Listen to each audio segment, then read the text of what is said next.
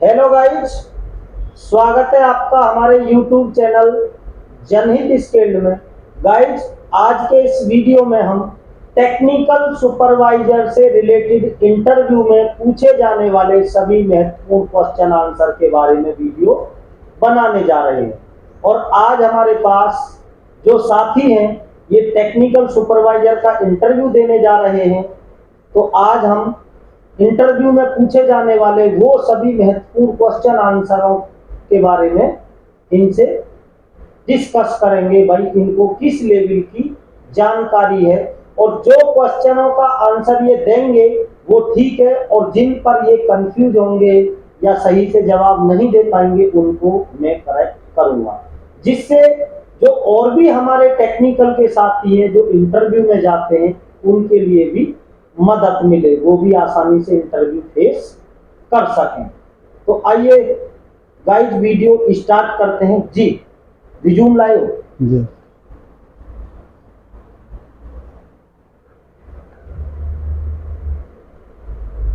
Mister Akhilesh Kumar, tell me about yourself. जी sir, मेरा नाम अखिलेश है जी। मैं उत्तर प्रदेश का रहने वाला हूँ। ओके, मैंने बीटेक किया। थोड़ा सा लाउडली बोले, कैमरे की तरफ भी ध्यान दें। ग्रेजुएशन में मैंने बीटेक किया है। मैं इस समय टेक्निकल सुपरवाइज़र हूँ। ओके, और मुझे 5 साल 2 महीने का एक्सपीरियंस है। ओके।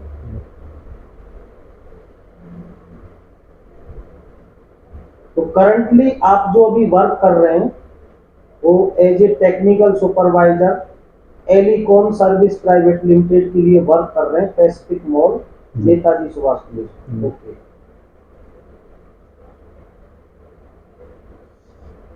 आपने जो जॉब रिस्पॉन्सिबिलिटी लिखी है, operating and maintenance oil and dry type transformer 1000 kVA to 2500 kVA।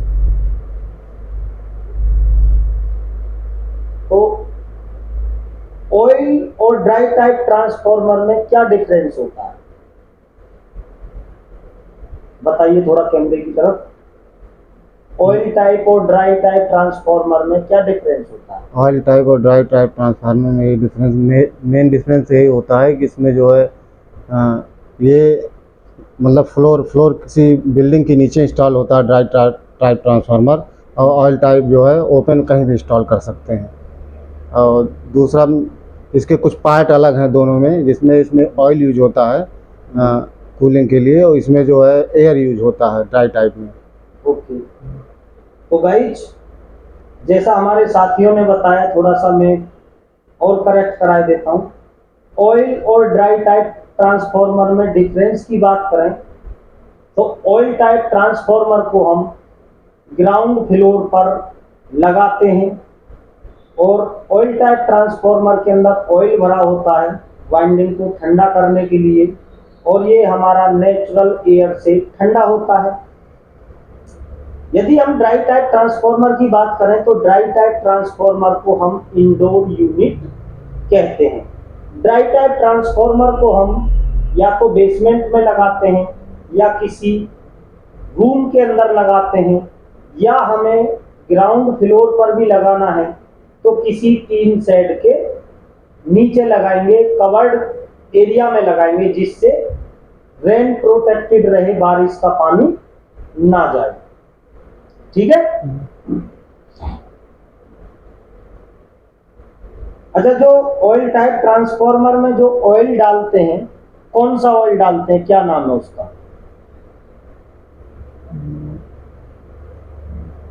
पता है? ये तो कंफर्म है। ओके।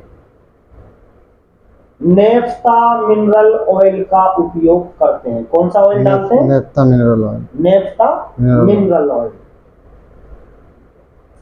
ऑयल टाइप ट्रांसफॉर्मर की क्या क्या सेफ्टियां होती हैं? ऑयल टाइप ट्रांसफार्मर की सेफ्टी होती है, थोड़ा लाउडली बोलो। इसका 5-6 सेफ्टियाँ होती हैं। जैसे पहला बकोज रिले, प्रेशर रिलीज वाल्व, और ब्रीदर, मुख्य सेफ्टी की वाइंडिंग टेम्परेचर OTI WTI, और बकोज रिले। ओके।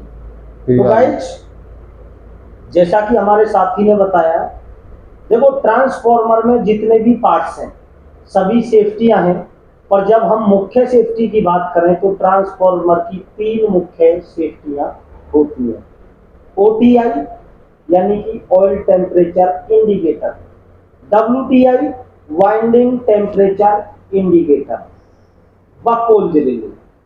बकोल्ज रिले कहाँ पर लगी होती है ट्रांसफॉर्मर में? बकोल्ज रिले हमारी मेन टैंक और कंजर्वर टैंक के बीच में होती है। Okay, very good. Buchholz relay कैसे ऑपरेटेड होती है? ये गैस ऑपरेटेड होती है। गैस जो हमारे operated हाँ होती है। मेन टैंक में जो गैस बनती है, अगर गैस मॉइस्चर मतलब कि गैस की वजह से वो बकोल्ज रिले ऑपरेट करता है। इसमें मरकरी यूज होता है, मेल्ट हो जाता है, जिससे हमारी गैस निकल जाती है बाहर। तो गाइज, हमारे बहुत सारे साथियों से इंटरव्यू में ये क्वेश्चन अवश्य ही पूछा जाता है कि बकोल्ज रिले क्या है, कैसे वर्क करती है, कहाँ लगी होती है। तो जैसा कि हमारे साथी मिस्टर अखिलेश जी ने बताया है कि भाई बकोल्ज रिले ट्रांसफॉर्मर के मेन टैंक से जो कंजर्वेटर के लिए लाइन जाती है उसके बीच में लगाई जाती है। और जो बकोल्ज रिले है वो गैस ऑपरेटेड रिले होती है। अब हम बात करेंगे भाई ये गैस कहाँ से आती है, कौन सी गैस? तो गाइस, जब हमारे ट्रांसफॉर्मर पर लोड पड़ता है, बहुत अधिक लोड हो, जब हमारा ऑयल हीट होता है, भाई लोड पड़ेगा तो ऑयल हमारा हीट होगा, या हमारे किसी इंटरनल फॉल्ट की वजह से जब ऑयल हमारा बहुत हीट होता है तो उस टाइम क्या होता है, एक गैस बनती है। और हमारी बकोल्ज रिले के अंदर 2 फ्लोट होते हैं, फ्लोट ए और फ्लोट बी, जो मरकरी स्विच होते हैं। और जब वो गैस हमारे फ्लोट को स्कैटिंग करती है तो वो ही फ्लोट हमारे ब्रेकर को ट्रिप कराते हैं। तो इस तरह से हमारे जो साथियों को सही से जवाब नहीं दे पाते हैं, बकोल्ज रिले गैस ऑपरेटेड रिले है।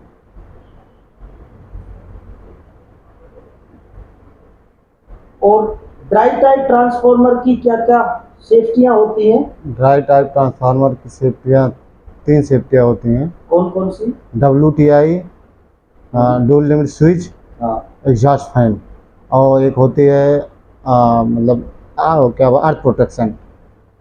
ये तीन सेफ्टी आपने बताई है, सही बताई है।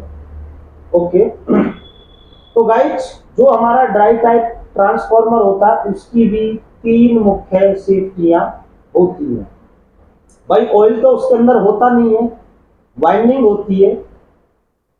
तो WTI यानी कि winding temperature indicator, door limit switch, और तीसरी जो सेफ्टी होती है वो एग्जॉस्ट फैन।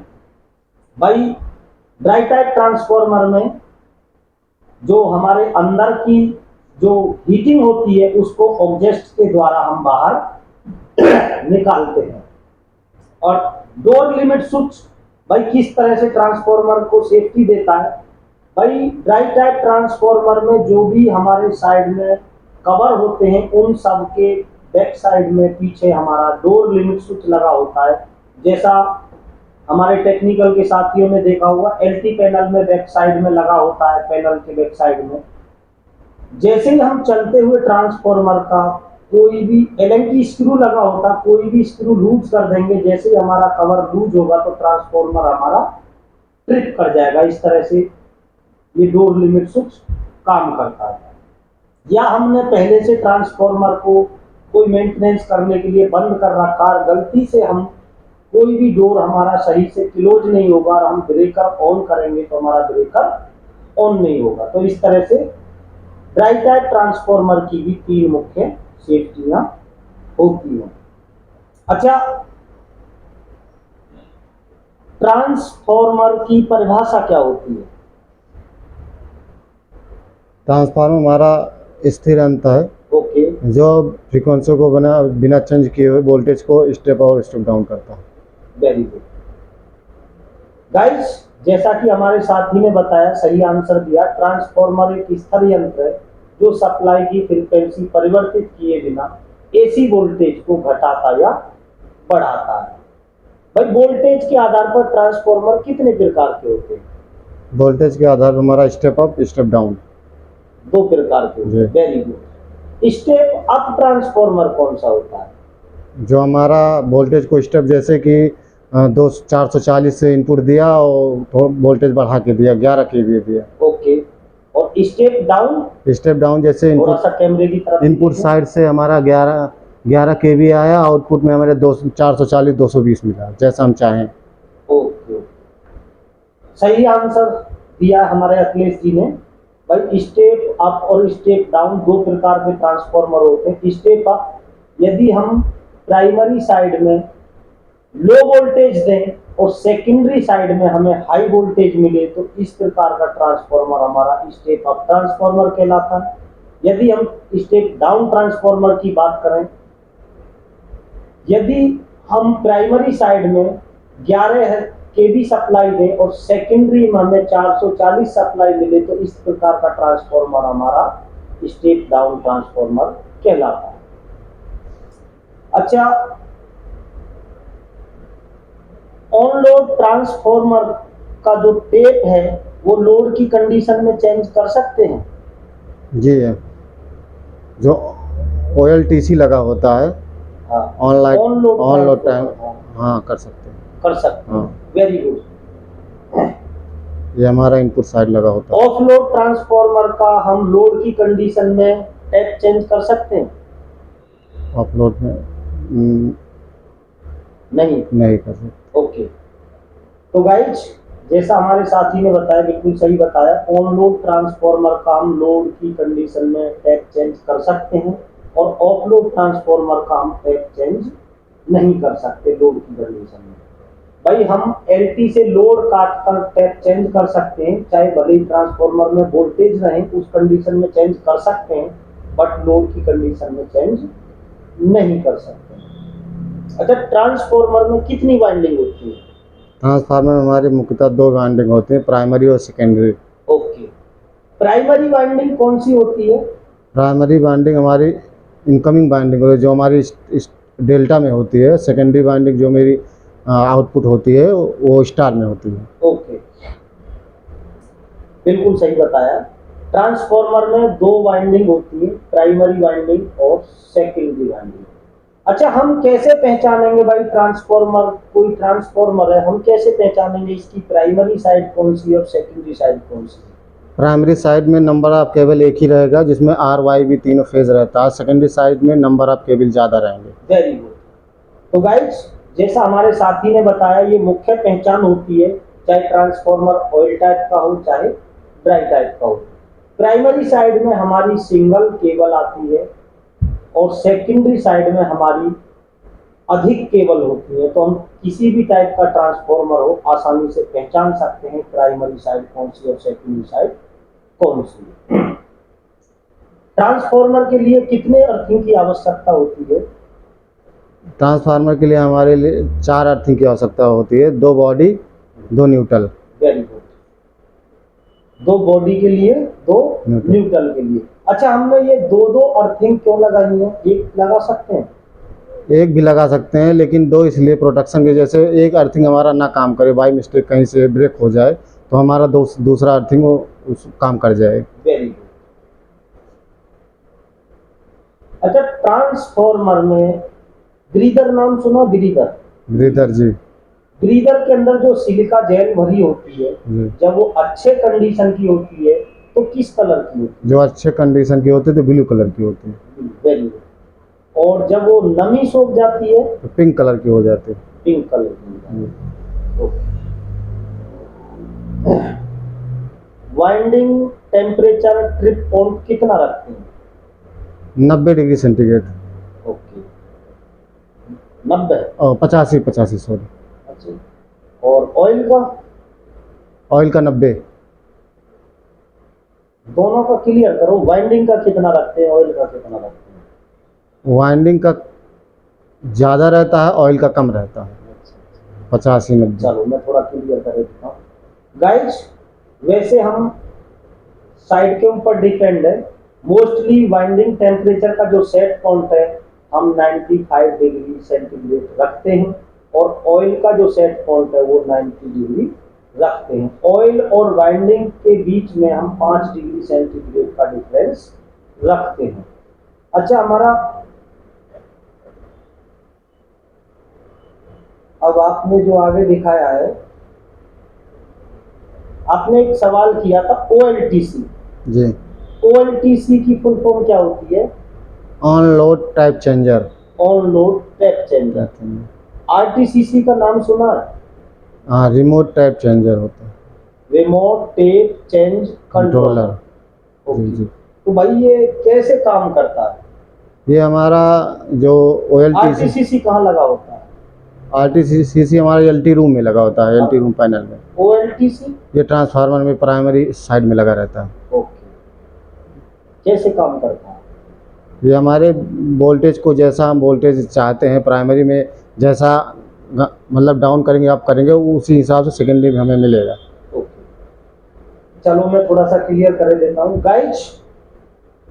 जो हमारा ऑन लोड ट्रांसफॉर्मर होता है, OLTC और RTCC हमारा ऑन लोड ट्रांसफॉर्मर के साथ में ही लगा होता है। और इनका जो मुख्य जो काम है वो ये है कि भाई OLTC और RTCC के द्वारा हम, यदि हमें वोल्टेज घटाना हो या बढ़ाना हो, तो हम ट्रांसफॉर्मर की टेप चेंज करके वोल्टेज को घटाया बढ़ा सकते हैं। अब हम इसके वर्क की बात करें तो भाई ये कैसे वर्क करता है। तो गाइज OLTC हमारा ट्रांसफॉर्मर के साथ में लगा होता है, जो हमारा ट्रांसफॉर्मर के प्राइमरी को कंट्रोल करता है। भाई जब प्राइमरी वोल्टेज को कंट्रोल कर देगा तो सेकेंडरी में तो ऑटोमेटिकली हम ज्यादा चाहते हैं तो ज्यादा निकालेगा, कम चाहते हैं तो कम निकालेगा। अब हम बात करते हैं RTCC की। भाई RTCC पैनल में हमारा AVR लगा होता है। AVR क्या होता है? Automatic voltage regulator. Very good, automatic voltage regulator. AVR में हम सेटिंग कर देते हैं, जो हम वोल्टेज चाहते हैं उसी के अकॉर्डिंग AVR, RTCC पैनल के AVR से हमारे OLTC को कमांड जाती है। अच्छा, RTCC पैनल में लगा AVR यदि वर्क नहीं करे तो हम कैसे फिर वोल्टेज को घटाएंगे या बढ़ाएंगे? RTCC पैनल तो हम AVR खराब हो गया हमारा, तो कैसे वोल्टेज अप डाउन करेंगे? ये जानकारी। अच्छा गाइज, हमारे RTCC पैनल में सेलेक्टर स्विच होता है। भाई AVR हमारा ऑटोमेटिक काम करता है, और जब AVR वर्क ना करे तो सेलेक्टर स्विच को हम मैनुअल पे सेलेक्ट कर देते हैं। और हमारे RTCC में दो पुश बटन होते हैं, वोल्टेज रेज और वोल्टेज लोअर। सेलेक्टर स्विच को मैनुअल सेलेक्ट कर दो जी। और आपको वोल्टेज बढ़ाने तो आप रेज वाला पुश बटन पुश करो। और इसमें जो विशेष ध्यान रखने वाली बात यह है, पुश बटन को कंटिन्यू पुश नहीं करना। आपको एक बार पुश करना, 3-4 वोल्टेज आपके रेज हो जाएंगे, फिर आप देखो कितना बढ़ाना चाहते हो। ऐसा नहीं है कि आप डीजी पुश बटन की तरह हाथ करके दबा दोगे, है ना। पुश करो, हाथ हटाओ, देखो कितना वोल्टेज चाहते हो, उस हिसाब से बढ़ाना। रेज का मतलब बढ़ाना, लोअर का मतलब घटाना। इसके द्वारा हम घटा और बढ़ा सकते हैं। Operating HT panel. अच्छा, HT क्या होता है? High tension. LT लो टेंशन। ओके। HT और LT में क्या डिफरेंस होता है? थोड़ा कैमरे की तरफ भी ध्यान दें। हाई टेंशन जैसे कि हमारा हाई वोल्टेज होता है, जैसे कि 11 kVA हो गया, 33 kVA हो गया। ओके। LT हमारा जैसे 220 से 440। डिफरेंस क्या होता है? यही तो डिफरेंस है। चलो मैं थोड़ा क्लियर करता हूँ गाइस। जब आपसे LT और HT के डिफरेंस के बारे में पूछा जाए तो गाइस, HT में वोल्टेज अधिक होते हैं और एम्पियर कम होते हैं, और LT में वोल्टेज कम होते हैं और एम्पियर अधिक होते हैं। यही मुख्य डिफरेंस है जब डिफरेंस की बात की जाए। आपने लिखा operating and maintenance DG set 500 kVA to 2000 kVA। भाई 500 kVA का जनरेटर कितना लोड लेगा, कैसे निकालते हैं? इसका 500 kVA का फॉर्मूला क्या? ये KVA अपॉन cos फाई इसका फार्मूला है। जैसे हम निकालना चाहें डायरेक्टली तो 1.39 से मल्टीप्लाई करके निकाल सकते हैं। ओके, तो गाइज हमारे बहुत सारे साथी यही फॉर्मूला लगाते हैं, 1.39 से गुणा करते हैं जो भी केवीए रेटिंग होती है उसमें। और हमारे साथियों से इंटरव्यू में पूछा जाता, भाई ये 1.39 जो आप मल्टीप्लाई करते हो ये आया कहाँ से? ये हमारा √3 और cos फाई पावर फैक्टर जिसे कहते हैं उसका मान है, दोनों का मल्टीप्लिकेशन है, दोनों को मल्टीप्लाई करने में आया है। Very good. तो गाइज आप भी आसानी से बता सकते हैं, भाई 3 फेज का जो मान होता है वो √3 और √3 का जो मान होता है वो होता है 1.732 और डीजी का जो पावर फैक्टर होता है, डिजाइन पावर फैक्टर 0.8 होता है। और जब हम 3 फेज का जो मान है 1.732 उसमें डीजी पावर फैक्टर का मल्टीप्लाई करेंगे तो हमारा 1.39 निकल कर आएगा। और ये जो संख्या है ये पूरा 1.39 नहीं आती है, ये संख्या निकल कर आती है 1.3856। तो यहाँ भी हमारे साथी यदि कोई इंटरव्यूअर निकलवाने लगे तो कंफ्यूज हो जाएंगे, भाई 1.39 तो निकल कर नहीं आया। तो गाइज आप बता सकते हैं जब कोई संख्या आधे से क्रॉस हो जाती है तो उसको हम पूरा एक मान लेते हैं। तो जो हमारा 1.3856 है उसको हम पूरा 856 को पूरा एक डिजिट मान लेते हैं। ठीक है, इस तरह से क्लियर कर सकते हैं। अच्छा, डीजी के कितने चेक्स होते हैं? डीजी के 4 चेक होते हैं। थोड़ा सा पानी ले आना। ABCD।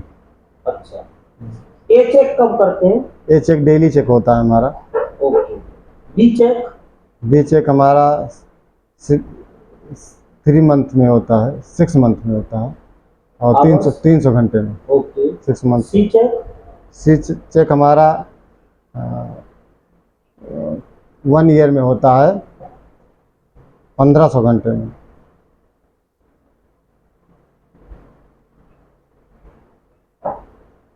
सी चेक 1 ईयर 1500 घंटे। Very good. D check? D check हमारा होता है 6000 घंटे और 2 ईयर में। Very good. तो गाइस हमारे साथी ने बिल्कुल करेक्ट बताया। ए चेक डेली करते हैं, बी चेक 300 घंटे या 6 मंथ में करते हैं, सी चेक 1500 घंटे या 1 ईयर में करते हैं और डी चेक हम 6000 घंटे या 2 ईयर में करते हैं। अच्छा आंसर।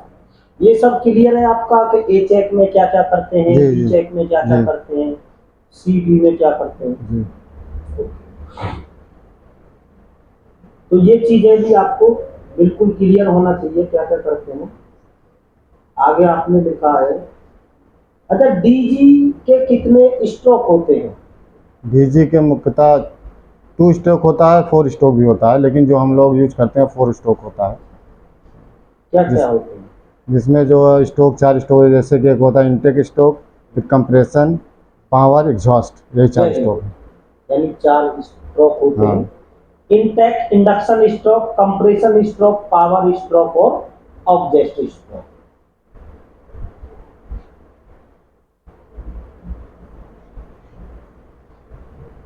और आपने लिखा है operating and maintenance MCCB, ACB, VCB, SF6।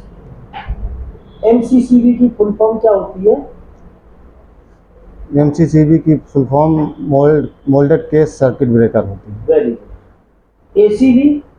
Air circuit breaker. Air circuit breaker. VCB? Vacuum circuit breaker. Very good. SF6? Sulphur hexa fluoride circuit breaker होता है। ओके। ACB की कितनी सेफ्टियां होती है? ACB की हमारी मुख्यतः 4 सेफ्टियाँ होती हैं।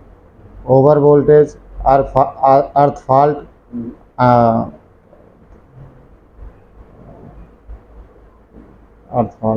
कोई नहीं, ये क्लियर कर लेना, मैं क्लियर कर देता हूँ। गाइस ACB में हमारी 2 प्रकार की सेफ्टियां होती हैं। इंटरनल सेफ्टी जिनको हम माइक्रोलॉजिकल रिले बोलते हैं और एक्सटर्नल सेफ्टी हैं। यदि हम माइक्रोलॉजिकल रिले की बात करें तो 4 मुख्य सेफ्टियां होती हैं: overload, short circuit, ground fault और इंस्टेंटेनियस।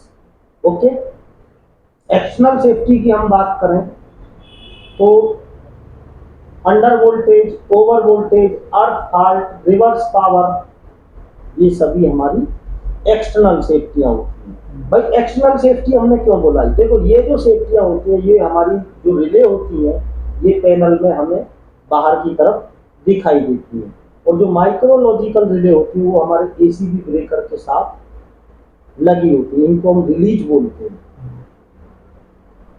एसीबी में कितने प्रकार के कॉन्टैक्ट होते हैं? इसमें 4 कॉन्टैक्ट होते हैं: fix contact, moving contact, auxiliary contact, jaw contact. Very good, हमारे साथी ने बिल्कुल सही बताया है। Fix contact, moving contact, auxiliary contact और जॉ कॉन्टैक्ट।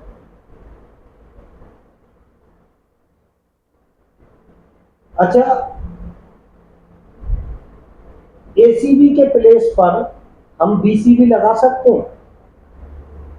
हाँ, लगा सकते हैं, लेकिन बस डिफरेंस ये है कि एसीबी थोड़ा कॉस्ट में कम होता है, बीसीबी थोड़ा कॉस्टली होता है। ये बिल्कुल रॉन्ग आंसर दिया हमारे साथी ने, और बहुत ही बड़ी मिस्टेक है। हाँ, ये एलटी सॉरी। चलिए मैं क्लियर कर देता हूँ गाइज। जैसा कि हमारे टेक्निकल के सभी साथी जानते हैं कि एसीबी हमारा एलटी ब्रेकर है और बीसीबी हमारा एचटी ब्रेकर है, और इंटरव्यूअर, टेक्निकल सुपरवाइजर या इंजीनियर से ये क्वेश्चन कंपलसरी है, करते ही करते हैं। तो गाइज, एसीबी के प्लेस पर बीसीबी नहीं लग सकती है और ना बीसीबी के प्लेस पर एसीबी लग सकती है। अब यदि ये पूछा जाए भाई क्यों नहीं लग सकती, तो फर्स्ट नंबर, भाई एसीबी एलटी ब्रेकर है, बीसीबी एचटी ब्रेकर है। सेकंड नंबर, भाई जो एसीबी का रैक होती है उसमें बीसीबी आई नहीं सकती, बीसीबी की रैक में एसीबी आई नहीं सकती, और ना हम उनको लगा सकते क्योंकि वो एचटी के लिए डिजाइन किया है और वो एलटी के लिए। कॉस्ट भी तो कॉस्ट तो है ही है, पर कॉस्ट से पहले तो हम उन्हें लगा ही नहीं सकते। तो इस तरह से ये ध्यान रखना, ये बहुत जरूरी है।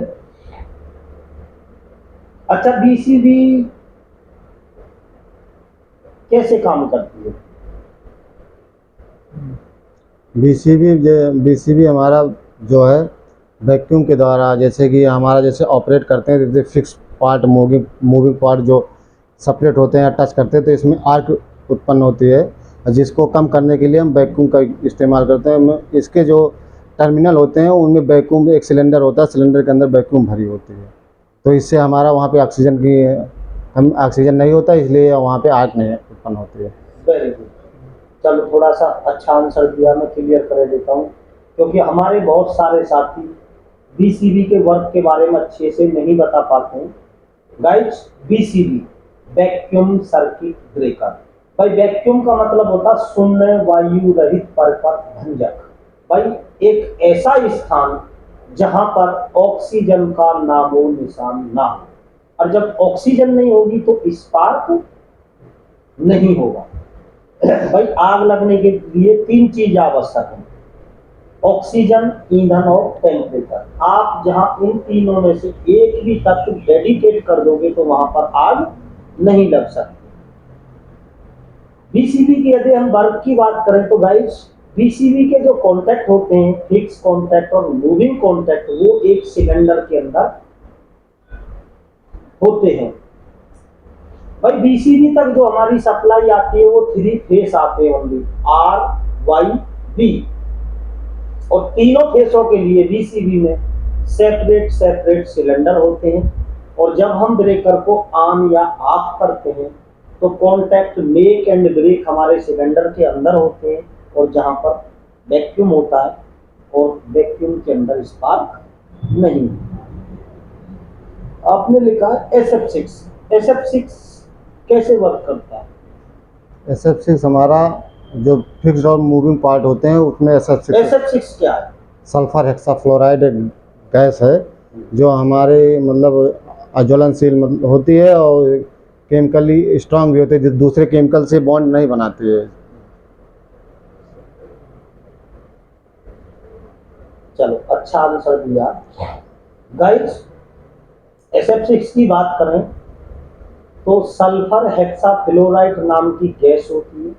जैसा कि मैंने BCB के बारे में बताया, जो सेम BCB की तरह ही हमारे SF6 में भी जो कॉन्टैक्ट होते हैं, फिक्स और मूविंग कॉन्टैक्ट, वो एक सिलेंडर के अंदर होते हैं और उसके अंदर SF6 गैस का प्रेशर होता है और ये गैस बहुत ही ठंडी होती है और अज्वलनशील होती है। और SF6 की एक जो मुख्य सेफ्टी होती है वो है, जब तक हमारे SF6 ब्रेकर के अंदर 6 kg प्रेशर नहीं होगा तो ब्रेकर हमारा ऑन या ऑफ नहीं होगा। इसके लिए आपने देखा होगा जो हमारे फायर एग्जीक्यूटर होते हैं, जैसा फायर एग्जीक्यूटर पर एक मीटर दिया होता है जिसमें ग्रीन और रेड मार्किंग होती है और एक निडल होती है, सेम उसी तरह का एक मीटर हमारे SF6 ब्रेकर में भी होता है। उससे हमें पता चलता है गैस के प्रेशर का। भाई ग्रीन पे है तो अच्छी कंडीशन में, उसमें नंबरिंग भी है प्रेशर की और कलर कोडिंग भी है। तो ये मुख्य जो सेफ्टी है SF6। Operating and maintenance UPS 10 kVA to 160 kVA। अच्छा, UPS की फुल फॉर्म बताइए क्या होती है? यूपीएस की full form uninterruptible power supply होती है। दोबारा बताइए। Uninterruptible power supply. Okay guys, हमारे जो बहुत सारे साथी हैं वो कंटिन्यू बताते हैं UPS की फुल फॉर्म, जबकि इंटरव्यूअर यदि कोई सही होता है तो आप मेनी टाइम बताते रहो, इनकरेक्ट बताता है। देखो, UPS की फुल फॉर्म जब भी आप बताएं, uninterruptible power supply, uninterruptible power supply, इसमें थोड़ा इन रुक के बोलना, ठीक है? अच्छा, UPS में कितने स्विच होते हैं? इसमें 4 स्विच होते हैं। Very good. कौन कौन से? एक बाईपास होता है, एक मेंटेनेंस बाईपास होता है, और 2 के बारे में जानकारी है। गाइस जी, इससे पहले मैंने वीडियो भी डाल रखी है, 4 स्विच होते हैं, सही बताया हमारे साथी ने। एक होता है हमारा मेन स्विच जो मेन के लिए लगा होता, एक हो गया हमारा मेंटेनेंस स्विच, एक हो गया बाईपास स्विच और एक हो गया आउटगोइंग स्विच। भाई जो आउटगोइंग सप्लाई निकल रही है, चाहे हमारे बाईपास रास्ते से जाए या मेंटेनेंस मोड से जाए या मेन मोड से जाए, बाईपास में जो आउटगोइंग के लिए स्विच लगाते हैं, ठीक है? Operating and maintenance common area lights. अच्छा, जैसे मेरा ये सॉकेट है, इस सॉकेट के अंदर मैं टेस्टर से चेक कर रहा हूं तो दोनों ही पॉइंटों पे मेरा टेस्टर जल रहा है, क्या इशू हो सकता है? इसका इशू ये हो सकता है कि हमारा न्यूट्रल जो है वो ब्रेक है। Okay, very good. गाइस, हमारे बहुत सारे साथी फेसिंग भी करते हैं, जब हमारे दोनों ही पॉइंटों में टेस्टर जलने लगे तो आप ये क्लियर मैसेज है, समझ जाइए कि हमारा न्यूट्रल कहीं पर ब्रेक हो गया।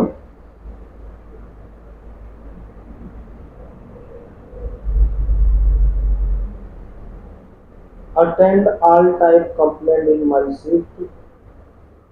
Operating and maintenance DOL and star delta starter. Starter कितने प्रकार के होते हैं? स्टार्टर हमारे 5 प्रकार के होते हैं। कौन कौन से?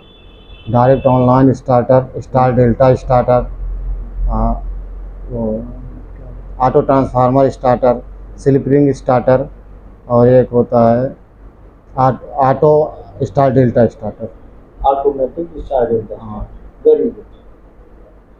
और यदि मैं बात करूं, जैसे आपने बताया स्टार्टर 5 प्रकार के होते हैं, बुक में भी 5 ही प्रकार के लिखे हुए हैं। ये हमारी EFD स्टार्टर है, जानते हो जी BFD जी। क्या होती है BFD? बीएफडी हमारी होती है वेरिएबल, इसका होता है नाम होता है बीएफडी, वेरिएबल फ्रीक्वेंसी ड्राइव। ये जो हमारा किसी चीज़ की स्पीड को कंट्रोल करना है तो फ्रीक्वेंसी के द्वारा कंट्रोल कर किया जाता है। जैसे एक फ्रीक्वेंसी बराबर 30 आरपीएम होता है, अगर एक फ्रीक्वेंसी घटा रहे हैं तो 30 आरपीएम घटेगा। ओके। स्टार डेल्टा का CCD और PCD जानते हो? हाँ, कंट्रोल डायग्राम, पावर डायग्राम। जब कोई वर्डिंग की जाए जी। CCD control circuit diagram, diagram, PCD power control circuit diagram. तो कंप्लीट बताओ। जी। पावर कंट्रोल डायग्राम शॉर्ट में मत बताओ, जब 3 वर्ड बोले तो तीनों की फुल फॉर्म बताना।